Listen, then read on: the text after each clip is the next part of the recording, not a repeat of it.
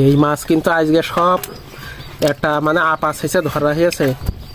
প্রিয় বন্ধুরা দেখেছে, এই যে টাটকা মাছ, একদম খুব সুন্দর মাছ।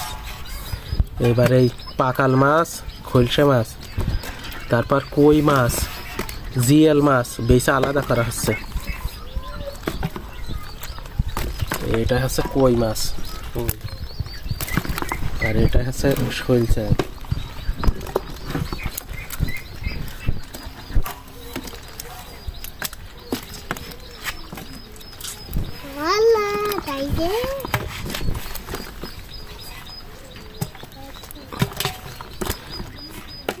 কালকে তালি হচ্ছে বাজারে নিয়ে গেলে বিক্রি হয়ে যাবে। ধরা হয়ে গিয়ে নাড়া আছে কোন